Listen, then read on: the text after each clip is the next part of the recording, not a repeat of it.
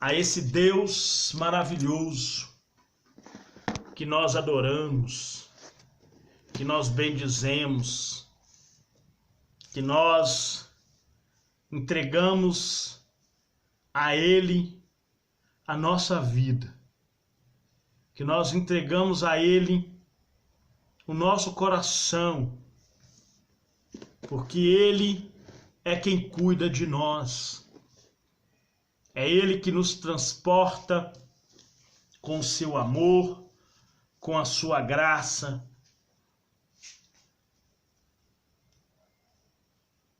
E com a sua infinita misericórdia. É Ele que põe em nossos corações o desejo pela santidade, o desejo de adorá-lo, o desejo de buscá-lo cada vez mais. É Ele que, na cruz do Calvário, morreu para nos dar vida. Ele morreu para se entregar a nós, ou se entregar por nós em sacrifício vivo, santo e agradável. Ele morreu para que nós viéssemos a ter vida e vida com abundância.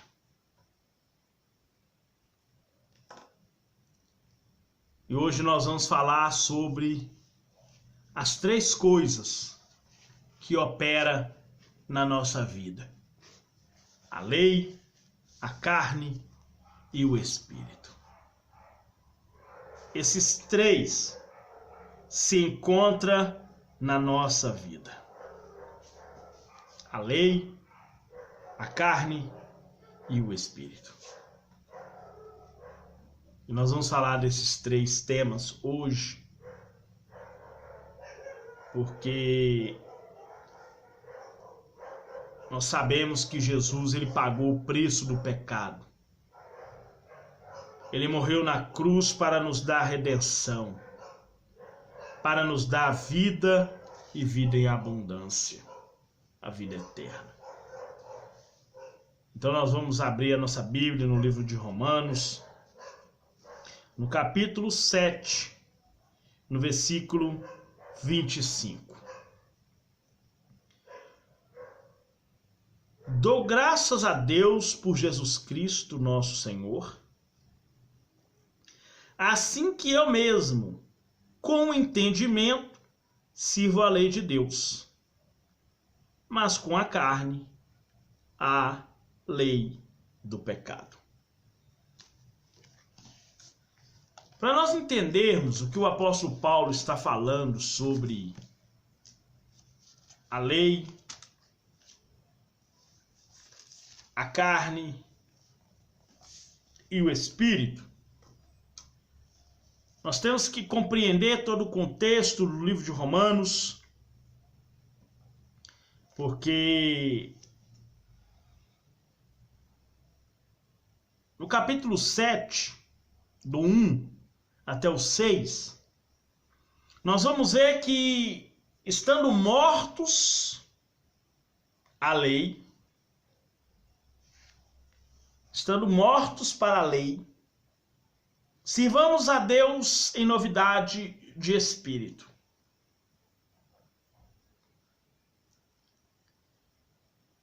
E o apóstolo Paulo, quando ele escreve a carta aos Romanos, ele declara logo que, se não fosse a lei para falar com ele o que era pecado, ele não saberia o que era pecado. Porque até então, o pecado que se conhecia era aquele pecado de Adão, que Adão desobedeceu a Deus em uma ordem direta. Esse era o pecado que se conhecia.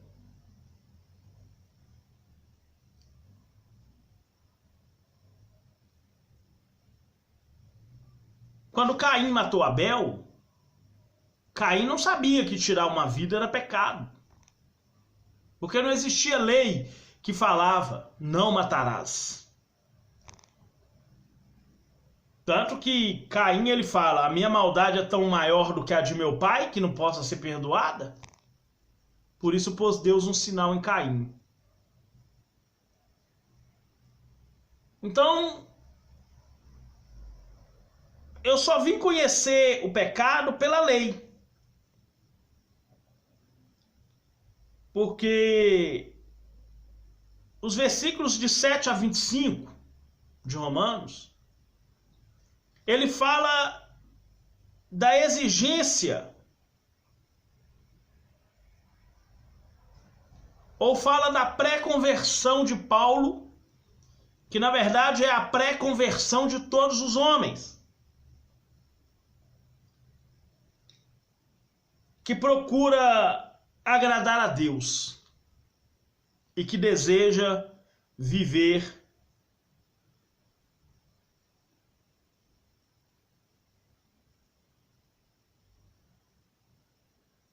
para Deus, para agradar a Deus. Nos versículos de 7 a 12, Paulo descreve o período de incoerência do indivíduo até chegar à responsabilidade, ou à idade de responsabilidade,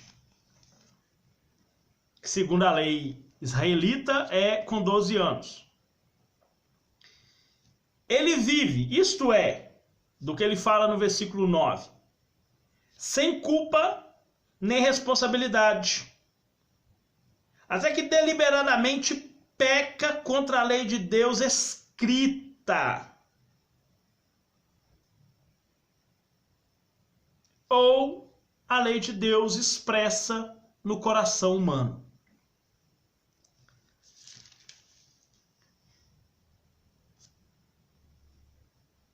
Mas no versículo 25 ele fala: dou graças a Deus por Jesus Cristo nosso Senhor. Assim que eu mesmo, com entendimento, sirvo a lei de Deus, mas com a carne, a lei do pecado. Ele fala: miserável homem que sou, quem me livrará do corpo desta morte? Ou do, né? Porque nós só vamos desvencilhar da nossa velha natureza na morte. Essa natureza que nós carregamos, nós temos que mortificá-la todos os dias. Mas o corpo pecaminoso que o homem herdou no seu nascimento, que nasce, é concebido sob pecado e vive cercado do pecado, o homem só vai desvencilhar da velha natureza na morte. E no capítulo 7, ele vem falando: eu sou carnal, vencido, vendido sob pecado. Eu preciso de um resgate, porque eu fui vendido ao pecado. Eu agora sou dominado pelo pecado.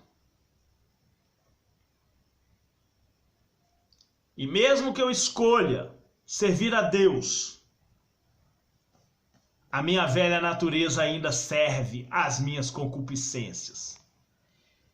Mas eu tenho que me revestir de Cristo e não ter cuidado dessas concupiscências. É o que ele fala no capítulo 13, no versículo 14. Então, o que opera no homem? A lei, a carne e o espírito. Mas o poder do pecado, ele foi aniquilado por Jesus Cristo e não pela lei. Não pela lei. Se nós lermos Romanos 6, 2 e 3, nós vamos ver que quem aniquila o pecado foi Jesus e não a lei. Que diremos, pois? Permaneceremos no pecado para que a graça seja mais abundante? De modo nenhum. Nós que estamos mortos para o pecado, como viveremos ainda nele?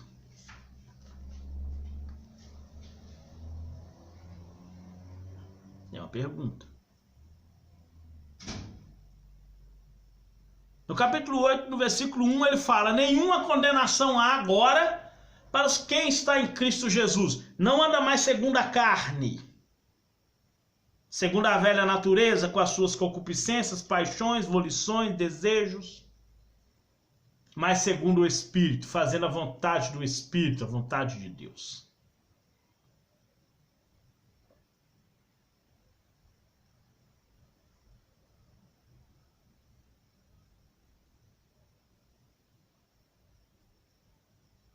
Então foi Cristo e não a lei que aniquilou o pecado, ou que pagou o preço da redenção do pecado.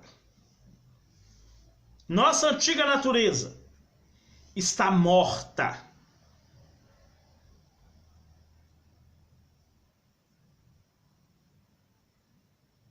Gálatas 6,16, não vive eu, mas Cristo vive em mim, porque a minha velha natureza agora está morta.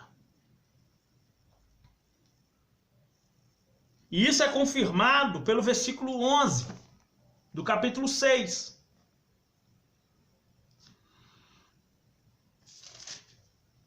Assim também vós considerai-vos como mortos para o pecado, mas vivos para Deus, em Cristo Jesus, nosso Senhor. Vivos para Deus, em sacrifício vivo, santo, agradável, de corpo, alma e espírito, que é o culto racional. Não conformar mais com o pecado, com a forma pecaminosa do mundo, mas transformar pela renovação do entendimento que é causado pelo Espírito Santo. Para que leve agora uma vida de santidade, de paz e santidade, sem a qual ninguém verá o Senhor.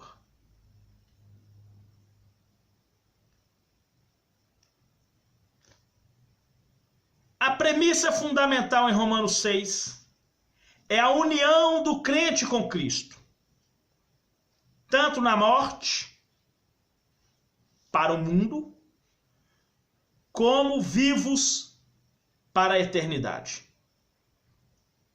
Se, portanto, você é um crente autêntico, você morreu para o pecado e precisa da prova disso,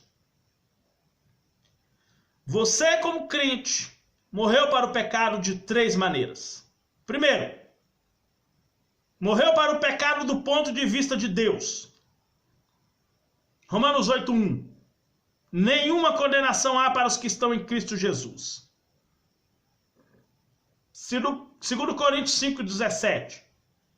Quem está em Cristo é nova criatura, as coisas velhas já passaram. Não vivo eu, mas Cristo vive em mim. Gálatas 6:16. Efésios 5:1. Sede imitadores de Deus como filhos amados. Deus não tem pecado nem comete pecado. Dessa forma você está morto para o pecado do ponto de vista de Deus. Porque Deus agora considera que você morreu com Cristo, lá na cruz do Calvário. 2. Você morreu para o pecado quando nasceu de novo pelo Espírito. No discurso de Jesus com Nicodemos. João 3, versículo 3. Quem não nascer da água e do Espírito não pode ver, nem entrar, nem participar, nem morar, nem residir no reino de Deus. Somente os regenerados ou os nascidos de novo. O novo nascimento e a santificação têm diferença. O novo nascimento é a regeneração, é para a vida toda, só ocorre uma vez. É uma única obra do Espírito Santo, te regenerou, você nasceu de novo. Biblicamente, é como ser de novo gerados em Deus, é o que fala lá em 2 Pedro 2. Santificação é um processo diário de mortificação da velha natureza, causado também pelo Espírito Santo em cooperação com a vontade humana e a vontade de Deus. Deus entrega o Espírito, você agora vai viver de acordo com o Espírito. E 3, você morreu para o pecado, quando no seu batismo,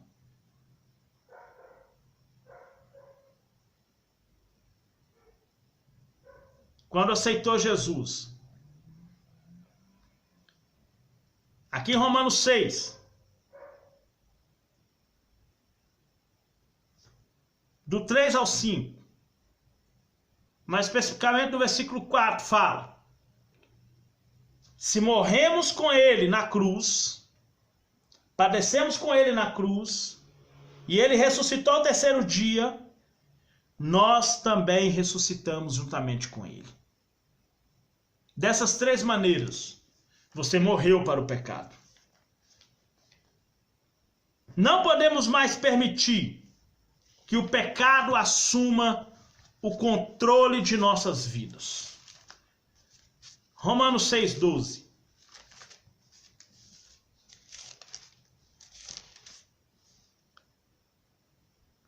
Não reine, portanto, o pecado em vosso corpo mortal, para lhe obedecerdes em suas concupiscências. Versículo 13.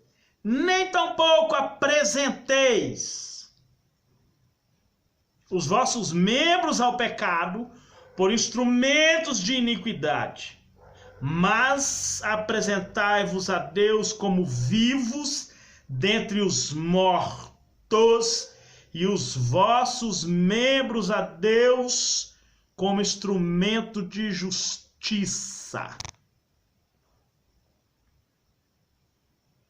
2 Coríntios 5,17. Se alguém está em Cristo, desfez do velho homem com seus feitos, agora vai ter tudo novo numa prática de uma vida nova.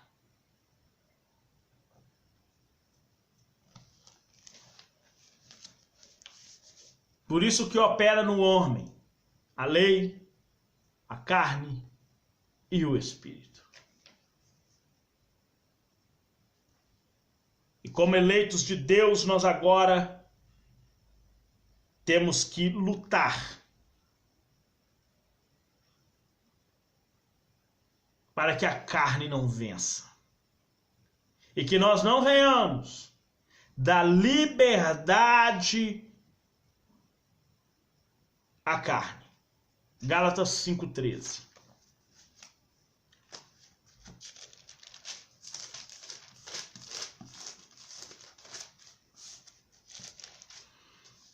Gálatas 5,13. Portanto, porque vós, irmãos, fostes chamados à liberdade, não useis então da liberdade para dar ocasião à carne, aos desejos da carne, à concupiscência dos olhos, à soberba da vida,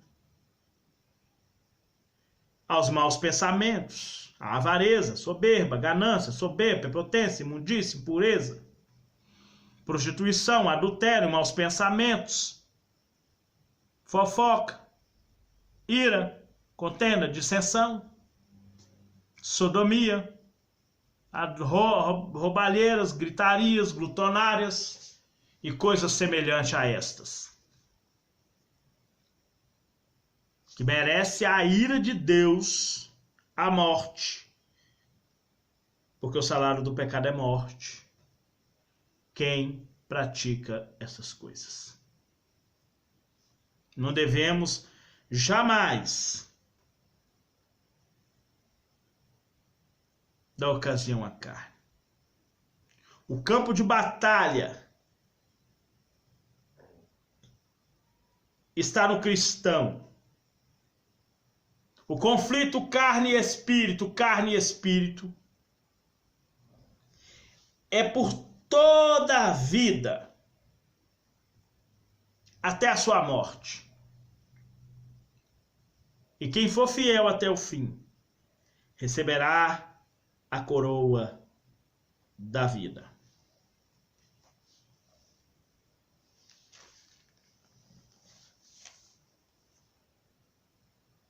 Porque a luta contra o pecado,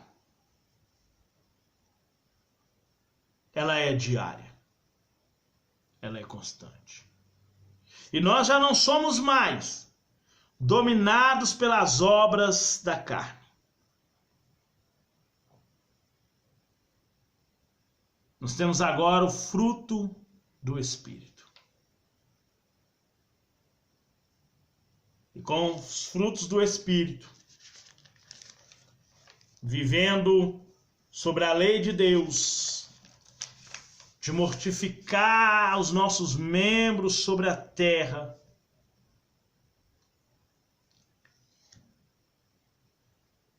lembrando dos mandamentos e estatutos do Senhor, é que nós vamos vencer. Porque no versículo 16, Romanos 6,16, vai dizer: não sabeis vós que a quem a vos apresentardes para servos, para lhe obedecer, sois servos daquele a quem obedeceis, ou do pecado para a morte, ou da obediência para a justiça. E se escolhe obedecer para a justiça, é guiado pelo Espírito de Deus, porque o Espírito de Deus é justiça. E que Deus possa te abençoar poderosamente, em nome de Jesus. E que o Espírito Santo de Deus venha estar sobre a sua vida, para te guardar, te livrar e fazer com que você venha vencer diariamente as batalhas espirituais, fortalecendo no Senhor e na força do seu poder, desfazendo do homem com seus velhos feitos, vivendo agora em novidade de vida, novidade de espírito, porque agora o que vai reinar é o Espírito Santo. Com isso você vai frutificar, revestindo de toda a armadura, vestindo-se do Senhor Jesus, revestindo do amor que é o vínculo da perfeição. E que Deus possa te dar vitória e força em nome de Jesus. Amém? Que Deus abençoe sua vida poderosamente.